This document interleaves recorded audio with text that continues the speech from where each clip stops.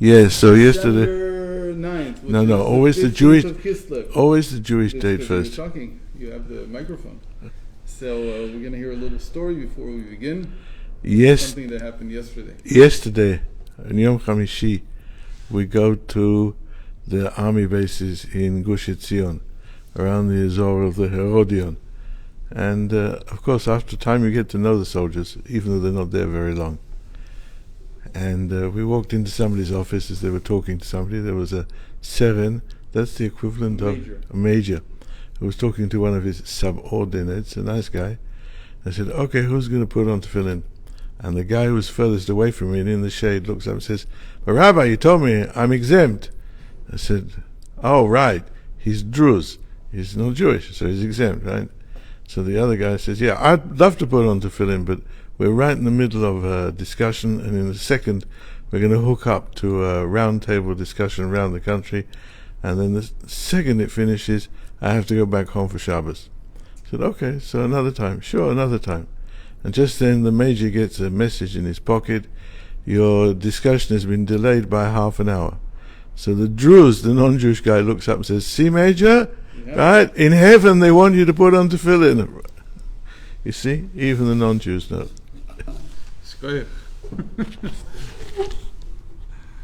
Okay.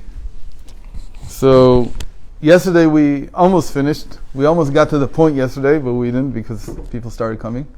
So we were talking about Jacob and Esau. We don't have a book today. We have to believe me that this is what it says in the Zohar. So we said yesterday the Zohar says the Jacob and Esau are like the good inclination and the evil inclination.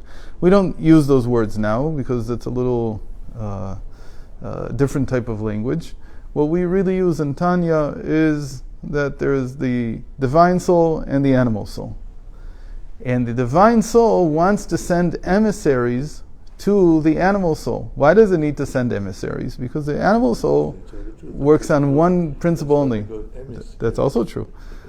The animal soul works on one premise only, which is survival. I need to survive. That's its only belief in the world. It doesn't necessarily not believe in God, but it first of all believes in me and in myself. And so I have to survive. The divine soul, on the other hand, is touched upon the infinite. It's touched upon the eternal. And so it understands that there's something much more important than just the survival of the self. And it works by that premise. So now the divine soul, it knows that the Torah is the expression of the eternal.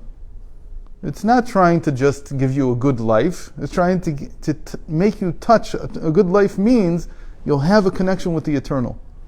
So that's what the Torah does, especially the mitzvos. The mitzvos are a way for a human being to do actions which will have eternal impact and will have eternal meaning. Whereas most of the things that we do, like eating and drinking and sleeping, and even working, a lot of our work goes and becomes less and less impactful as the years go by until eventually when we pass from this world, nobody remembers anything we did and it serves no purpose really. But the mitzvahs stay. So the divine soul has a problem. How do I explain? Jacob has a problem. Like we said, the Rebbe said, Esau is ready.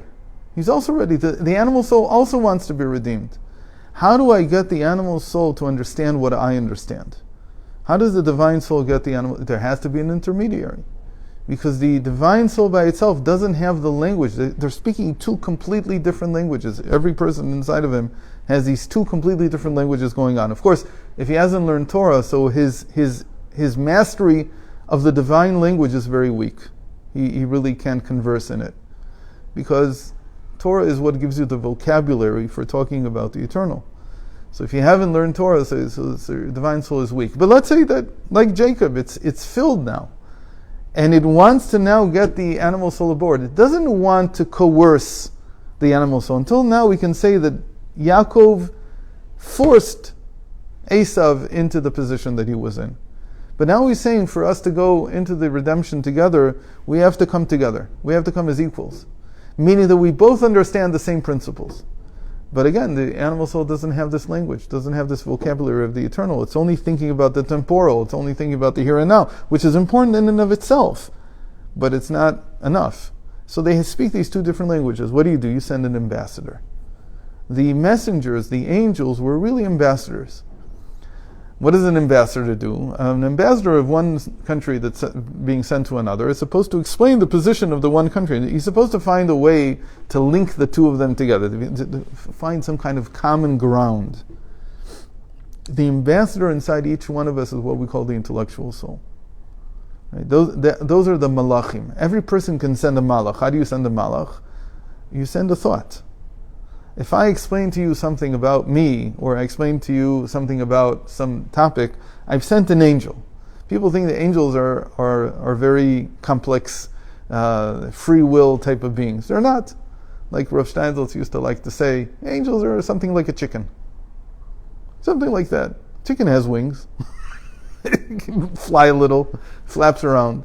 People think that's funny, but really you can't think of an angel as more than that, because it's only a creature, a creation that does exactly the one mission, the one message that it's supposed to do is what it gives. So if you have a way of explaining something and you capture it in something that's written, for instance, or in some book that you write, or in some message that you give someone, you explain something to someone, you explain something to a child, that's an angel. There are other types of angels. Not all angels are angels of thought. There are also angels of emotions. If I am able to transmit to you how I feel, the fact that you can feel it, right? The fact that you can empathize with my feelings might be because I've been able to transfer an angel from me to you. But there's also angels of action. There are forces in the world that are angels of action. So, for instance, the electromagnetic force, or the gravitational force. These are angels in the sense of what the Torah is talking about. It's true that angels are more complex than just that. There's also other types, but these are the three major types. And these are the three major types that Ezekiel sees in his vision. And so getting back to Jacob and Esau. So what was he trying to do? He was trying to convince him that, look, the take you have on the world is okay, but you have to understand the higher purpose that we both have. When you understand the higher purpose, you'll join me. But to do that, we have to find a common ground. We have to have an ambassador that can speak between us. And so the ambassador is what we call the intellectual soul. The intellectual soul comes and says, the common ground between the divine and the mundane is the rational. I have to be able, even though I'm talking about the eternal, the infinite, things that are paradoxical, I have to have a way to explain it in language that even someone who is steeped in the here and now will be able to understand. And so that's what Jacob tries to do in this parsha. He's trying to explain to Esau exactly what is it that he's about. He's trying to introduce him into his world.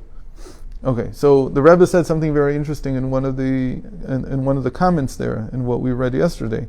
He said, it's so important to do this that even if that angel is not being used at the time to be a messenger from God, it's still important to use him for this. What in the world is he talking about? Again, I said, like, if I would just read this and say, I don't know what to do with angels. I don't know how to deal with angels. It's not true. I do it all the time. When I try to explain something using rational thought, using language that other people can understand, I'm creating an angel. In the same way that I create an angel when I act, and I create an angel with my emotions, and so on. There are always these forces I'm creating. So it says, what am I using my intellect for today? I have two options. I can sit and learn another daf, another blot, another page of Gemara. I can use the same time to explain what that page of Gemara has to do with anything in the modern world. Because this page of Talmud was written 1,500 years ago, 1,600, 1,700 years ago. If I sit and explain something in the Torah that was written 3,300 years ago, I could have been spending my time just learning. Why do I have to rack my brain to figure out how do you explain this to a modern person? That's what the Rebbe is saying. You could have spent the time using these angels to be messengers only that facilitate your understanding of the Torah. That would mean that the angel would be dedicated to carrying God's word, as it were. But he says it's so important now to take these angels, the same time that you spend on learning Torah, and you have to invest it in creating angels, same time, same angel, except instead of using it to understand the Torah, I'm using it to explain the Torah. And the moment that I switch from understanding to explaining, I've switched from an angel that's dedicated to God's name to an angel that's dedicated to the rational mind.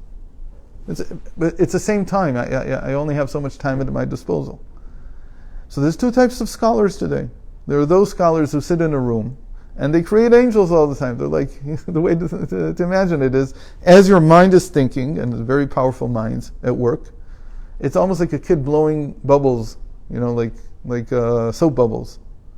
There's angels coming out, soap bubbles are coming out, coming out, coming out, coming out. Except these soap bubbles, if you're only sitting in a room and learning for yourself, which is a great mitzvah in and of itself, that would be like Jacob not caring about Esau, not caring about his brother. And so he's making all these beautiful bubbles in his room. It's a wonderful, wonderful picture. And he's enjoying it very much. And he's elevating himself, and all is wonderful. But on the outside there's a storm. And his brother is out in the storm.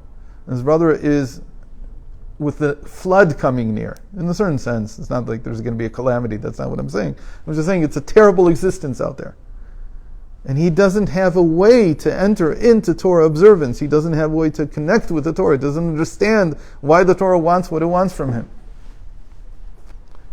So he says, I can't stay here in the room. I have to go out. I can't do what Noah did, which is anit nafshi itzalti. I'll save myself.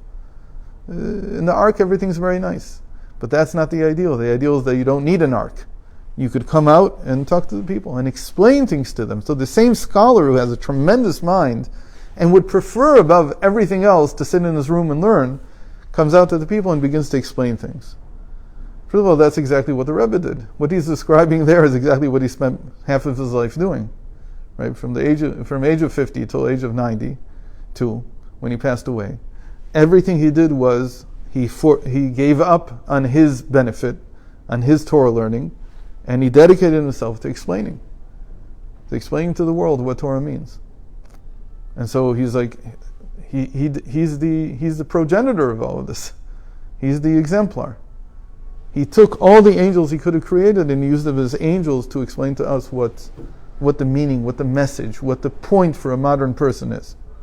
And there's different levels of explanation. So all of Chasidus, in a certain sense, the Rebbe Rayatz was once asked, what is Chasidus? He said, Chasidus is the rational, intellectual soul explaining to the animal soul what the divine soul understands. So in a sense, that's what Chasidus is all about from the beginning, because Chasidus is the formulation of what the intellectual soul should say to the animal soul, so that my basic existence, my animal soul, can understand what my divine soul is saying. Because there's no connection to the words. Chasidus is the ambassador, in a certain sense. It is the ambassador that translates from one realm to the other. The intellectual soul is very interesting. The intellectual soul is what we call the mind, just what develops normally. So in most people, by the time I'm 13, my mind is completely subject, my rational intellectual soul is completely subject to my animal soul. Meaning I will justify with my great thought everything that my animal soul says, until I start learning Torah. And then I begin to understand that what my animal soul was thinking, what was saying to my intellect, was a very partial picture of reality. And I have to start learning Torah. And when I begin to learn Torah, my intellectual soul begins to understand a new language, the language of Torah. But then its real capacity is to act as a go-between. That's really what Beinuni means. Next week we're celebrating 19th of Kislev, the day that the Alter Rebbe came out of his prison. Rosh Hashanah of Chasidus. What is the big celebration? So we start the Tanya again. It's one of the things we do to commemorate this. The Tanya is called the Book of the Intermediates, or as Miller likes to call it now, the in-betweeners, which is a cute name. What are you in between? We're in between the animal soul and the divine soul. We're not here, we're not there. Why? Because we understand both languages. Most people in the world today have an inkling of what the Torah is saying, but they also live their mundane life. Chassidus comes to bridge the two. It comes to say, The mundane part of you has to understand the divine language. And the way to translate from one to the other is through Chasidus, which is talking to the intellectual soul. Kabbalah is it was also an in-between, but it was too divine. If you read anything in the Zohar maybe a little bit less, but if you read anything in regular Kabbalah, you read it, it's too high. It's not the language that the regular person understands. So let's take, for the 5 minutes we have left, the third mitzvah in the Torah is in our Parsha. Right? The third mitzvah first mitzvah was to be fruitful and to multiply, to have children. The second mitzvah was to circumcise. We don't do either of these mitzvot, either of these commandments today because of what it says in Genesis. We do it because of what came after the giving of the Torah on Mount Sinai. But still, there's the description there. But interestingly, the third mitzvah, we really learn only from here. We don't have another... Still, we do it because the Torah said so. Because after the giving of the Torah, this became a mitzvah. But still, the place we learn it from is from here, from this week's Parsha. And that is not to eat the sciatic nerve. So a person encounters this and he says, sciatic nerve, very interesting. So my great-great-great-great-grandfather had a struggle and he limped afterwards. So because of that, I can't eat the sciatic nerve in animals. What's going on? So he says, well, you can't eat this. First of all, you can't eat the sciatic nerve either of other people or of yourself either. It's not just animals. And by the way, this is one of the few things that is the same across all types of animals, both whether they're kosher wild animals or kosher domesticated animals. It's the same. Usually there are differences between the two. Like for instance in chaylev, the other thing that we don't eat in a kosher animal is certain parts of the fat. But in a wild animal, we don't have that prohibition. We are allowed to eat those parts of the fat. Only in the domesticated animals we're not to. But when it comes to sciatic nerve, they're the same in all the animals that we are permitted to eat. We don't have this prohibition by fowl, by birds, because they don't have the same type of connection of the hip. They don't have, their hip joint is completely different.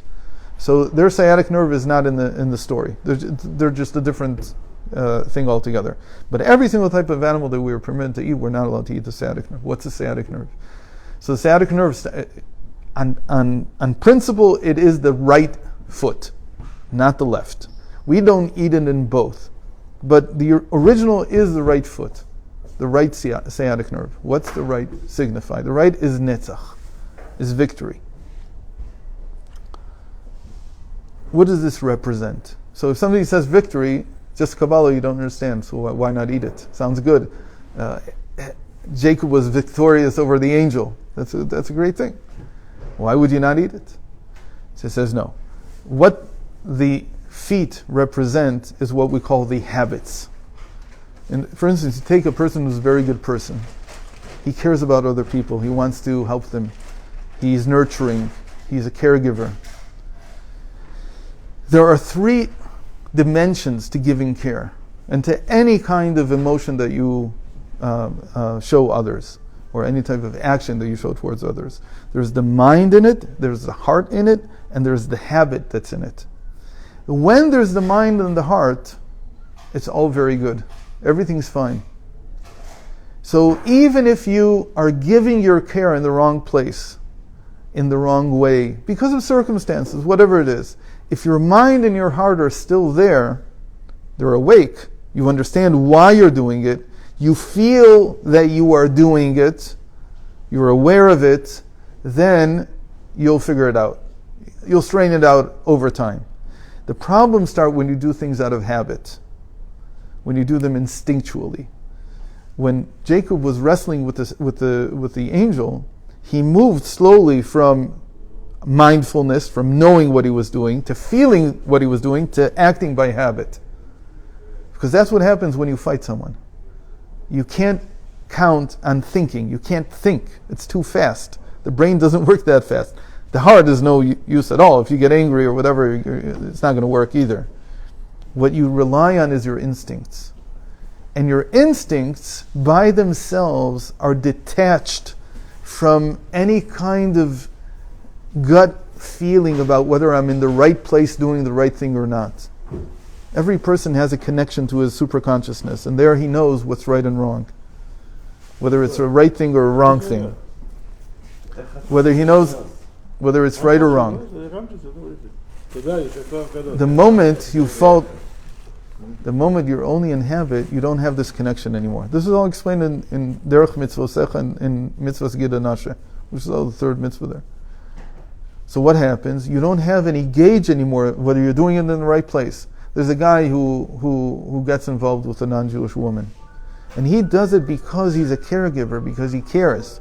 He doesn't want to ruin a relationship because he feels that will be the wrong image that he wants to project. I'm somebody who cares, I'm serious, I'm committed, and so on.